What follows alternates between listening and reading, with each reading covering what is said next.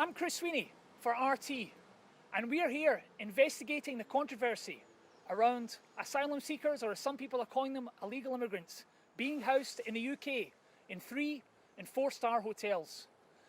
There's very little being done about it. The mainstream media is not investigating it. So we've come here to Epping, a town in Essex, 17 miles northeast of London, to this hotel, the Bell Hotel, where these asylum seekers are being housed. We're going to try and go inside, speak to some people, get some questions answered, and find out what's happening.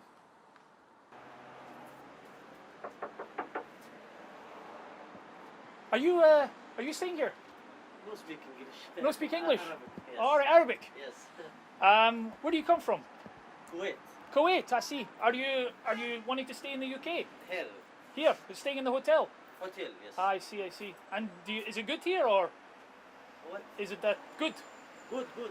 Yeah, you like it? Good, very good. Yeah. It's no good in Kuwait? No good problem. Problem, I see. Yes. Okay. And when did you come here? 1 month, sir. 1 month, I see. How did you come? By plane, by boat, by car? How did you come to the UK? Here? Yeah, how? By plane? Plane? Sea? No, boat. Boat. Yes. Boat.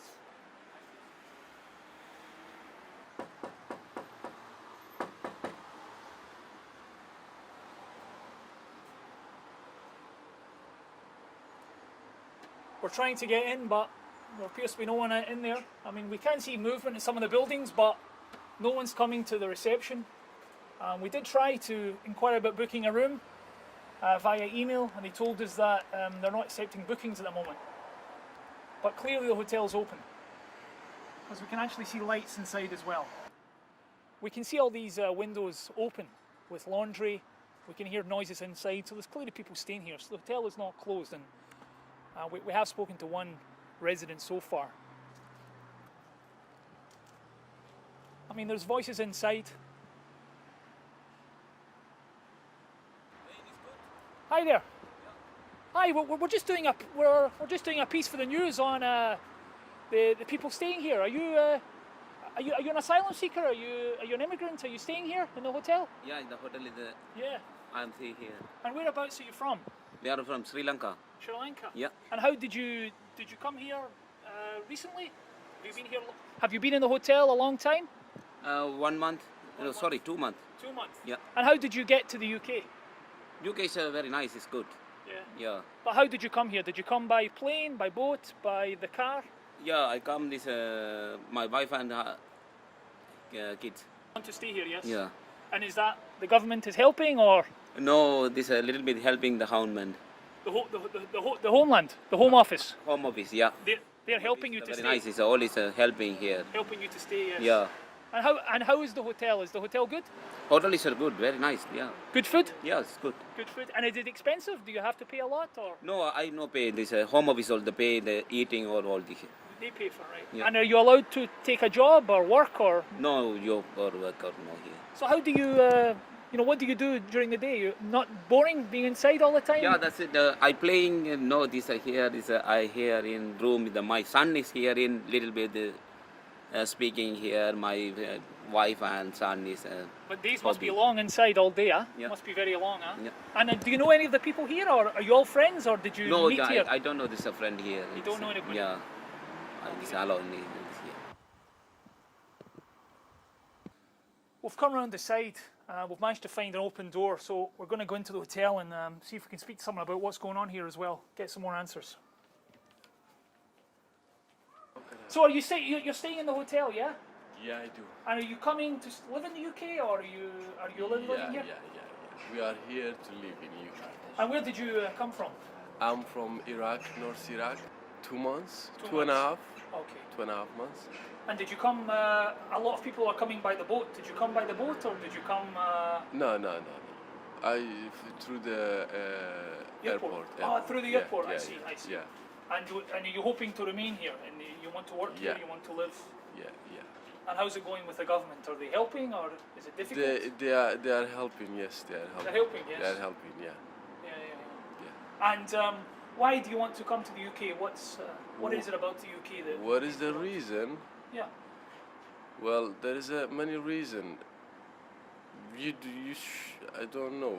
You don't know what's going on in Middle East? Oh, of Do course, you know yes. what happened to the Iraq, Yes, yes. Syria, Libya, those countries? No one is safe, and everything has been destroyed except the oils company. They are safe. Group of gang has been empowered and supported by Europe, except the normal civil. Those gang are in power, powerful, they have everything, but the normal civil have nothing. And they are all has been supported by European Union and America. Lots of machines, company digging for gold, digging for everything. And sorry. I think people are trying to understand, you know. So it's good for people to see this and understand, you know, what's happening. I am Kurdish. I have my own cultures, I have my own language. We are biggest people in Middle East. We are over 70 million without country. And Europe, I mean when I'm saying Europe, all Europe, including England, they have been separated us. They never let us to create our own country, to have our own country. Do you think this is fair? Over 70 million people cannot have their own country, cannot have their own identity, to be written in Kurdish, in their language.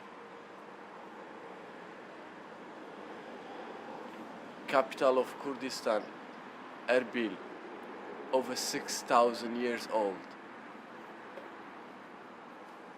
We are older than many countries around, but still we don't have access to our land.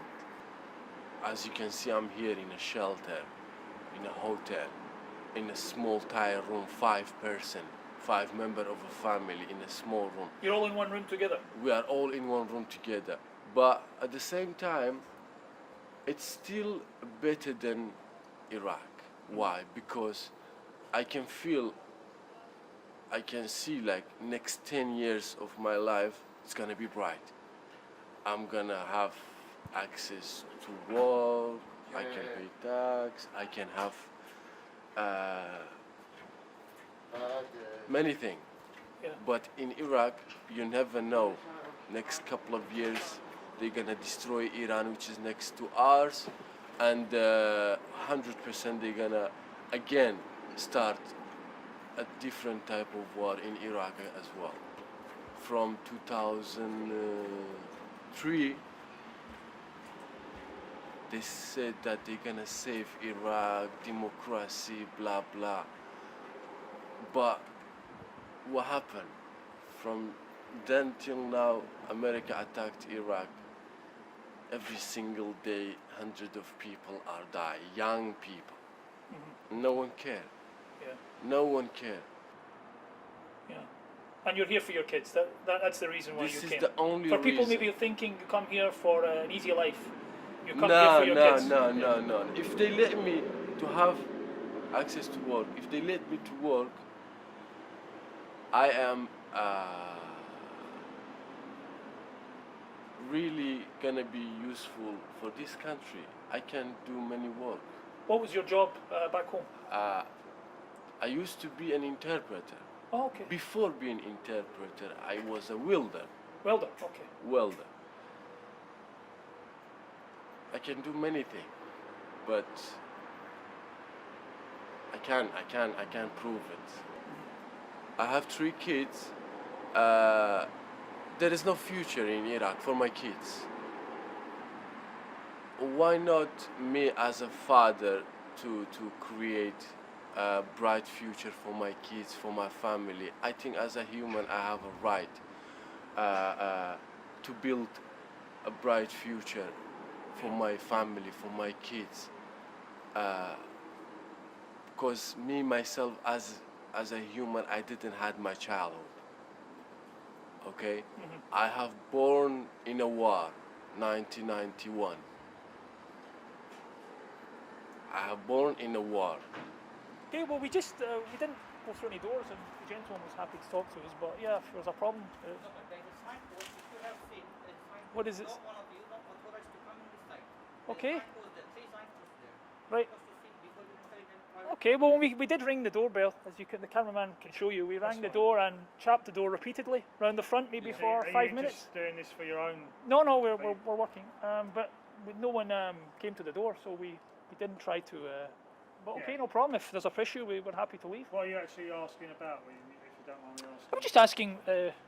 He's an asylum seeker. Just asking about his why he's here, journey here. What's he feeling about things? This guy's not. Don't get this guy in any trouble. This guy's not done anything. No. We're not saying we are. We're just. But don't cause him any problems, because he's not. He was talking to us, so it's us. It's not him, huh? Yeah. But I don't want him getting in trouble, because there's nothing. There's no. But we're happy to leave if you want us to leave. It's okay. Obviously, the management said this was a site for Okay. It's not a hotel anymore. Yeah. Down there. Down there. There's been an increase in shoplifting. One of them's called the Wardrobe. As you can see, we've now relocated to over here because the hotel contacted the police. Officers attended and asked us to leave the property, so we've had to come up here. I think a big problem with this is there's a lack of communication, there's a lack of what's going on. At RT, we've contacted the Home Office, who have yet to comment. We've contacted the local MP for this area, Dame Eleanor Lang. Again, she has not responded, neither have the council.